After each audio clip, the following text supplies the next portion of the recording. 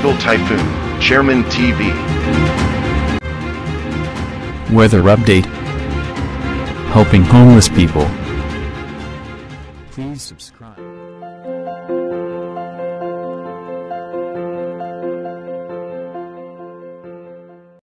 Gabi po, ito po ang latest update natin ngayong araw, October 13, 2025. Patuloy nga pong umiiral sa ating bansa yung easterlies o yung mainit na hangin na nanggagaling sa dagat Pasipiko. Asahan nga po natin na magiging maalinsangan ang lagay ng panahon. May mga tsansa po ng mga biglaang pagbuhos ng pagulan dito nga po sa parte ng Metro Manila, Bicol Region, Mindoro Provinces, hanggang dito nga po sa may western section ng Visayas at western section ng Mindanao. May mga tsansa rin po ng pagkulimlim ng kaulapan na may mga biglaang pagbuhos ng pagulan sa parte nga po ng Palawan. At ayon naman po sa ating advanced weather forecast ng European Center, meron nga po tayong posibilidad na isa hanggang dalawang bagyo yung mabubuo hanggang katapusan at yung isa nga po meron na po tayong nakita sa ating advanced weather forecast na posible nga po dito sa may parte ng northern or ng extreme northern Luzon. Kaiba yung pag-iingat at paghahanda nga po sa ating mga kababayan at kung sakali nga po matutuloy itong mga posibleng sama ng panahon o yung posibleng bagyo. Dumako na nga po tayo sa ating advanced weather forecast. Dito po sa ating advanced weather forecast, bukas nga po, October 14, expected po natin. May mga tsansa pa rin po ng mga pagulan sa eastern section ng ating bansa, maging dito nga po sa may parte ng Palawan. Pagdating naman po ng October 15, sa easterlies pa rin po nakaka-apekto sa ating bansa at may tsansa nga po muli nitong ITZZ o yung Intertropical Convergence Zone. Pagdating naman po ng October 16, easterlies pa rin po makaka-apekto sa ating bansa at pagdating po ng October 17, asahan natin mataas ang tsansa ng pagulan sa eastern section ng Central Luzon, kasama rin po rito ang Bicol Region. By October 18, dito nga po magkakaroon tayong low pressure area sa eastern section nga po ng Northern Luzon. Dito nga po yan sa may parte nga po ng Cagayan Valley.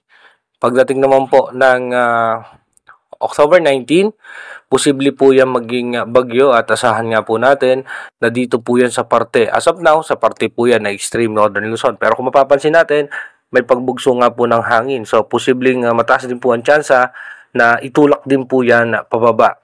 At pagdating naman po ng October 20, dito nga po ay nasa loob pa rin po yan ng ating Philippine Area of Responsibility at posibleng lumakas pa. At pagdating naman po ng October 21, so asahan nga po natin itutulak naman po ito pababa nitong posibleng northeast monsoon o yung ating amihan. Pagdating naman po ng October 22, ito nga po ay patungo na ng China at habang umiiral pa rin sa ating bansa itong easterlies at magkakaroon nga ng posibleng ITZC.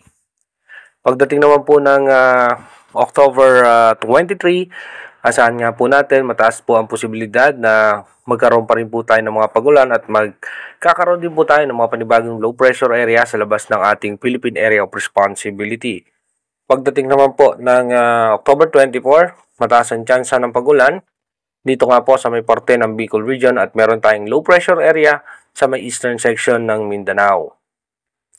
By October 25, mataas ang tsansa ng pagulan dito nga po sa may eastern section ng ating bansa dahil nga dito sa low pressure area. As of now, mababa pa naman ang tsansa niya na maging isang bagyo.